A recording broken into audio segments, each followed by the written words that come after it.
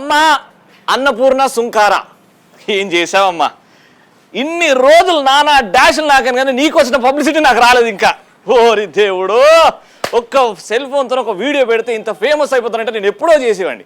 ఎందుకు రియాక్ట్ అవుతానంటే నీలాగా నాకు కూడా సినిమా అంటే పిచ్చి, నేను కూడా సినిమా చూస్తా. కానీ నాకు సినిమా అనేది ఒక ఎంటర్టైన్మెంట్ పార్ట్ మాత్రమే. డబ్బులు పెట్టి థియేటర్లో కూర్చొని నవ్వుకొని ఏడ్చుకొని బాధపడి కొంచెం నేర్చుకునేది ఉంటే నేర్చుకొని బయటకు వచ్చి మర్చిపోతా దాని గురించి.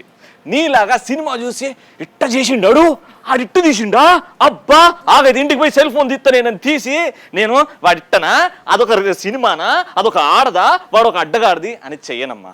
ఎందుకంటే నేను పుట్టింది ఒక అమ్మకి అబ్బకి. ఇది ఎంటర్టైన్మెంట్ లాగానే చూస్తే బాగుంటుంది. ఎందుకు ఇప్పుడు మాట్లాడుతున్నంటే నువ్వు పర్సనల్గా పాయింట్అవుట్ చేసావు కొంతమంది పేర్లు.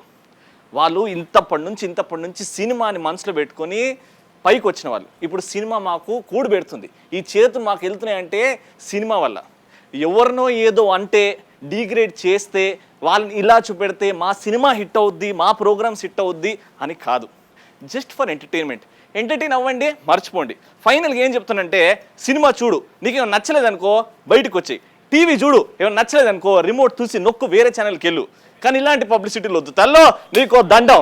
నీకు కావాల్సిన సినిమాలంటే యూట్యూబ్లో old movies, sweet movies, no బూతులు మూవీస్ అని కొట్టు, బోర్డు వెళ్తాయి, టైంపాస్ చేసుకో.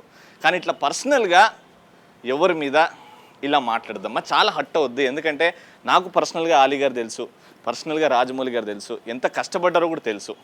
వాళ్ళకి ఇవన్నీ అవసరం లేదు. అన్నపూర్ణ గారు, పూరి జగన్నాథ్, అయ్యో వాళ్ళ పేర్లు తీయాలంటే మేము చెవులు పట్టుకొని తీస్తాం, అంత రెస్పెక్ట్. నేనేమైనా తప్పు మాట్లాడితే నన్ను క్షమించమ్మా. దీని గురించి ఒక వీడియో కావాలంటే నన్ను ఫేమస్ చేయి. నువ్వు ఫేమస్ కావాలంటే ఇండస్ట్రీకి రా, యాక్ట్ చేయి, నీకు ఇష్టం ఉంటేనే యాక్ట్ చేయి. కష్టం అంటే ఏంటో తెలుసుకో.